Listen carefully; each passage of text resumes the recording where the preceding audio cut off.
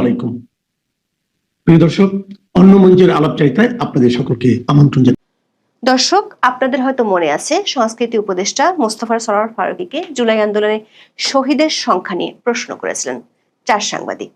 প্রশ্ন করাটা ছিল দোষের, সেই দোষের খেসারত দিতে গিয়ে ওই 4 সাংবাদিক চাকরি হারিয়েছিলেন। তাদের অপরাধ ছিল জাতিসংঘ রিপোর্টে যে অনুমান নির্ভর 1400 জন মারা গেছে বলা হয়েছে, সে সংখ্যা আসলেই কত? সরকার ভলগার তুর্কের দপ্তরের রিপোর্টটি ব্যাপকভাবে প্রচার করলেও নিজে থেকে তৈরি করেছে জুলাই আন্দোলনের শহীদদের একটি তালিকা। সে তালিকায় প্রথমে ছিল 864 জন, পরে বেশ কিছু ভুয়া জুলাই শহীদ সরকারেরই নজরে আসে, যাদের মধ্যে অনেকেই সরকারের কাছ থেকে অর্থ সাহায্য পেয়েছিল। সবশেষ তালিকাটিতে সংখ্যা এসে দাঁড়ায় 834 জন। দৈনিক প্রথম আলো বলছে সেই তালিকায় আছে 52 জন ভুয়া শহীদের নাম, যারা জমি নিয়ে বিরোধে খুন হয়েছেন, বিদ্যুৎ পৃষ্ঠ হয়ে মারা গেছেন। নানা দিক থেকে চমক জাগানো সরকারের তালিকাটিতে জুলাই শহীদ হিসেবে আছে পুলিশ ও ছাত্রলীগ নেতাদেরও নাম। প্রশ্ন হলো, যে জুলাই আন্দোলনের উপর ভর করে অধ্যাপক ইউনূসের সরকার ক্ষমতার চেয়ারে বসে আছে, সে জুলাই আন্দোলনে প্রকৃত শহীদদের তালিকা তৈরিতে সরকারের এত গাফিলতি কেন? জাতিসংঘের অনুমিত প্রতিবেদন, যেটিকে জাতিসংঘ নিজেই বলেছে ফৌজদারি অপরাধ প্রমাণের জন্য আদালতে উপস্থাপন যোগ্য নয়, সেটিতে 1400-র কথা বলা হয়েছিল। অথচ 1 বছরের বেশি সময় পর সরকারি সংখ্যা কেন অর্ধেকে আটকে গেল? এমন অনিয়মে ভরা একটি তালিকা করা কি জুলাই আন্দোলনের চেতনা ব্যবসা নয়? বিস্তারিত জানতে চলুন যাওয়া যাক বিশ্লেষণে।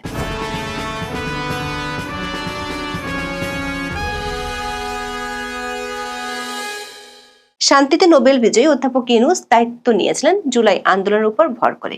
যদিও বিরোধী পক্ষের অভিযোগ আন্দোলনটি ছিল মেটিকুলাস ডিজাইনে করা, মানে ষড়যন্ত্রের অংশ। সে বিতর্কে না গিয়ে বলা যায় জুলাই আন্দোলনে সংগঠিত হত্যাকাণ্ডগুলোর ন্যায় বিচার বাংলাদেশের ওই আন্দোলনের পক্ষের শক্তির 1 নম্বর চাওয়া। সে চাওয়া পূরণের জন্য প্রথমেই দরকার ছিল জুলাই আন্দোলনের সময় সরকার বিরোধী ভূমিকা রেখে প্রাণ হারানোদের একটি নির্ভেজাল তালিকা করা। ডক্টর মোহাম্মদ ইউনূসের শুরুর দিকের কথাগুলো যদি আপনি স্মরণ করেন, তাহলে দেখবেন এটিকে যে তার সরকার সর্বোচ্চ অগ্রাধিকার দেবে সে কথা তিনি বলেছিলেন। তার বন্ধু ভলগার তুর্কের মাধ্যমে দেশে নিয়ে আসা হয় জাতিসংঘের ফ্যাক্ট ফাইন্ডিং মিশনকেও। জাতিসংঘের মানবাধিকার কার্যালয় থেকে ঘটা করে 12 ফেব্রুয়ারি প্রকাশ করা হয় অনুসন্ধান প্রতিবেদন। তবে জাতিসংঘের ওই প্রতিবেদন নিয়ে আমাদের আগের যে 2টি বিশ্লেষণ ছিল, সেখানে দেখিয়েছিলাম ওটি অনুসন্ধান ছিল না, ছিল অনুমান নির্ভর প্রতিবেদন। জাতিসংঘের সেই প্রতিবেদনে দাবি করা হয় 1400 লোক জুলাই আন্দোলনে মারা গিয়ে থাকতে পারে। 2024 সালের 15 জুলাই থেকে 15 আগস্ট পর্যন্ত এই হত্যাকাণ্ডগুলো হয়েছিল বলে জাতিসংঘ রিপোর্টে অনুমান করা হয়। রিপোর্টে স্পষ্ট লেখা আছে, যেটি বলা হয়েছে 10 ও 11 পৃষ্ঠায়। বলা হয়েছে স্বাস্থ্য মন্ত্রণালয়, এনএসআই, পুলিশ এবং আওয়ামী লীগের কাছ থেকে প্রাপ্ত তথ্যের ভিত্তিতে তারা জুলাই আন্দোলনের নিহতের সংখ্যা নিয়ে একটি অনুমান দাঁড় করিয়েছিল। সেটি চূড়ান্ত নয় বলে তারা ওই রিপোর্টে বলেছিল। জাতিসংঘের তদন্ত প্রতিবেদনটি ফৌজদারি আদালতে অপরাধ প্রমাণের জন্য উপস্থাপন করা যাবে না, এমন একটি দুর্বল রিপোর্ট নিয়ে এত বড় একটি রাজনৈতিক হত্যাকাণ্ডের জন্য সরকারের পক্ষ থেকে উঠে পড়ে লেগে যাওয়ার মতো করে প্রচার দেখেছিলাম। এমনকি এই রিপোর্টকে ঘিরে সাংবাদিকরা উপদেষ্টা মোস্তফা সরোয়ার ফারুকীকে প্রশ্ন করায় সেই সাংবাদিকদের চাকরিও নাই করে দেওয়া হয়েছিল। অথচ এখন দেখা যাচ্ছে 1 বছরের বেশি সময় কেটে গেল, কিন্তু সরকার জাতিসংঘে সেই অনুমানের প্রমাণ এখনো দিতে পারল না। সরকার এর মধ্যে নিজেই একটি তালিকা প্রকাশ করেছিল, মুক্তিযুদ্ধ মন্ত্রণালয় থেকে সেটির গেজেটও প্রকাশিত হয়েছিল। সেখানে প্রথমে বলা হয় জুলাই আন্দোলনে মারা গেছেন 864 জন, কিন্তু দিন যত যাচ্ছিল ভুয়া জুলাই শহীদ বেরিয়ে আসছিল এবং তা খোদ সরকারের কাছেই ধরা পড়েছে। সবশেষ 2 আগস্ট সরকার জানতে পারে 8 জন ভুয়া জুলাই শহীদদের কথা। 864 থেকে সরকারি 1 বছরে জুলাই শহীদের সংখ্যা 834-এ নামে নিয়ে আসে। দৈনিক প্রথম আলো সে তালিকা ধরে নিজস্ব একটি অনুসন্ধান চালিয়েছে। সংবাদ মাধ্যমটি বলছে সরকার যে সবশেষ 834 জনের কথা বলছে, সেখানেও 52 জন ভুয়া জুলাই শহীদ আছে।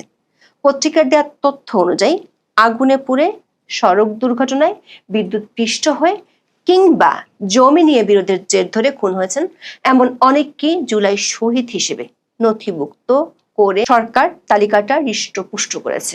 এখানেই শেষ নয়, সরকারের করা জুলাই শহীদের তালিকায় আরো বড় চমক আছে।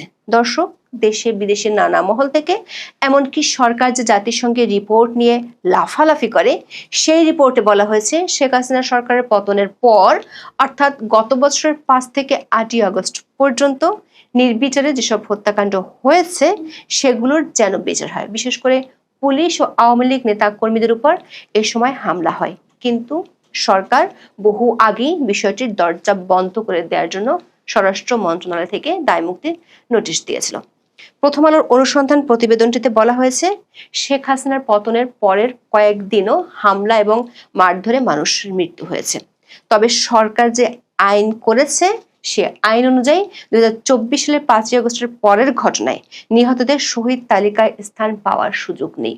কিন্তু বিশ্লেষণে দেখা গেছে শহীদদের তালিকায় 5টি নাম রয়েছে যাদের মৃত্যু হয়েছে 5 আগস্টের পর। যেমন এর একটি ওয়ারির জমি জমার দ্বন্দ্বে খুনের শিকার আলামিনের।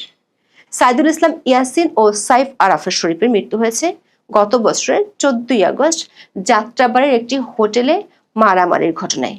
কিন্তু অধ্যাপক ইউনূস সরকারের তালিকায় এরাও জুলাই শহীদ। দর্শক, এ তালিকায় চমকের যেন কোনো শেষ নেই।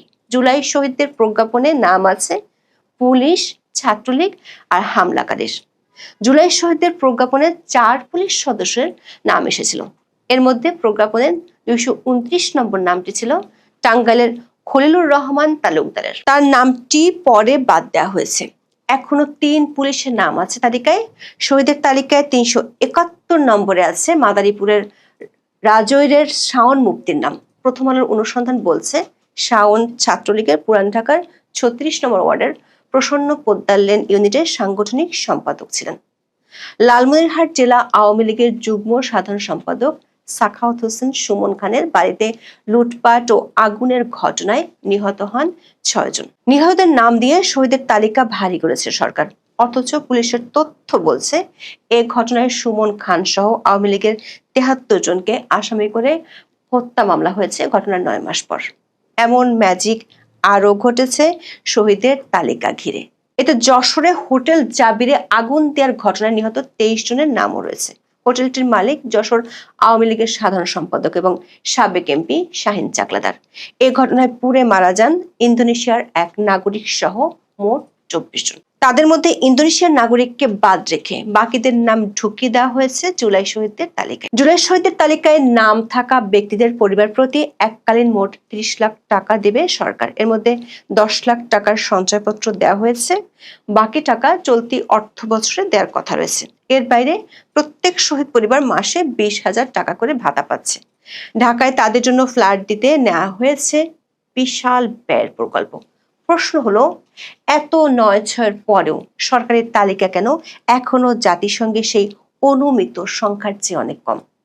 1 বছরের বেশি সময় ধরেও কেন 1000 পার করতে পারছে না সরকার? অথচ জাতিসংঘের তালিকার সীমাবদ্ধতা নিয়ে প্রশ্নের জের ধরে 4.5 মাস আগে চাকরি হারাতে হয়েছে 4 জন সাংবাদিককে। দর্শক, নিজেদের মন করা একটি তালিকা তৈরি করার পথে প্রতিবন্ধকতা তৈরি হয় গত কয়েক মাসে। প্রথম আলোর অনুসন্ধানী প্রতিবেদন প্রকাশের অনেকদিন আগে থেকেই বিচ্ছিন্নভাবে বিভিন্ন সংবাদ মাধ্যমে অনিয়মের খবর প্রকাশ হচ্ছে। সেই সঙ্গে শহীদ হিসেবে চিহ্নিত কারো কারো জীবন্ত হয়ে ফিরে আসার ঘটনা সোশ্যাল মিডিয়াতেও ভাইরাল হয়েছে। এ কারণে জাতিসংঘের প্রতিবেদনের সঙ্গে মিল রেখে একটি তালিকা তৈরি করা চ্যালেঞ্জিং হয়ে পড়েছে সরকারের জন্য। দৈনিক সমকালে 24 মে প্রকাশিত হয় এক অনুসন্ধানী প্রতিবেদন। এতে বলা হয়, যাত্রাবাড়িতে পিটুনিতে নিহত 3 জনের বিরুদ্ধে ধর্ষণের অভিযোগ রয়েছে। হোটেলে তল্লাশি চালাতে গিয়ে তারা এক তরুণীকে ধর্ষণ করে। যাত্রাবাড়ি থানা পাহারার দায়িত্বে থাকা আন্দোলনকারী শিক্ষার্থীরা তাদের পিটিয়ে হত্যা করেন। অথচ তাদের জুলাই অভ্যুত্থানে শহীদ দেখে নাম তালিকাভুক্ত করা হয়। জুলাই শহীদ স্মৃতি ফাউন্ডেশন থেকে আর্থিক সহায়তায় নেয় 3 জনের পরিবার। আর যথারীতি এ ঘটনায় করা 2 মামলায় আসামি হন আওয়ামী লীগ, যুবলীগ ও ছাত্রলীগের নেতাকর্মীরা। জুলাই শহীদ হিসেবে পরিচিত মৃত ব্যক্তির জীবিত হয়ে ফিরে আসার বিস্ময়কর ম্যাজিকও প্রায়ই দেখা যাচ্ছে। কুলসুম বেগম নামের এক নারী ঢাকার একটি আদালতে 24 অক্টোবর মামলা করেন। এর 5 দিনের মাথায় কুলসুমের মৃত স্বামী সিলেটের দক্ষিণ সুরমা থানায় সশরীরে হাজির হন। আলামিন থানায় গিয়ে পুলিশকে বলেন, ভাই আমি মরি নাই। আবার জীবিতদের মৃত্যু দেখিয়ে মামলার খবরও আসছে সংবাদ মাধ্যমে। ময়মনসিংহের ফুলবাড়ি এলাকায় সুলাইমান সেলিম নামের এক ব্যক্তি মে মাসে অভিযোগ করেন তাকে জুলাই আন্দোলনে শহীদ দেখিয়ে হত্যা মামলা হয়েছে। এরপর পুলিশ তদন্তে গেলে নিজের ভুয়া মৃত্যু ও হত্যা মামলার ঘটনা সম্পর্কে জানতে পারেন। দর্শক, আবারও ফিরে যাই গত এপ্রিলে শহীদের তালিকা ইস্যুতে উপদেষ্টা ফারুকীর চটে যাওয়ার প্রসঙ্গে। 1400 জনের প্রাণ হারানোর দাবি প্রেক্ষাপটে এক সাংবাদিকের প্রশ্নের জবাবে মেজাজ হারিয়ে রিসার্চ করার পরামর্শ দিয়েছিলেন সংস্কৃতি উপদেষ্টা। বলেছিলেন, I am talking about United Nations আপ রিপোর্ট। ভাই, please do some research, please do your own research, check. 4.5 মাসের মাথায় এসে দেখা যাচ্ছে সাংবাদিকদের রিসার্চ বা অনুসন্ধান সরকারের জন্য মোটেই সুখকর হচ্ছে না। জাতিসংঘের রিপোর্টের হিসাব তো দূরের কথা, সরকারের পরিসংখ্যানও মিলছে না। প্রশ্ন হলো, সরকার কি এর পরেও সাংবাদিকদের রিসার্চ করার পরামর্শ দিতে আগ্রহী হবে? এখন এ পর্যন্ত। সবাই ভালো থাকুন, সুস্থ থাকুন, নিরাপদে থাকুন। দেখা হবে আগামী পর্বে।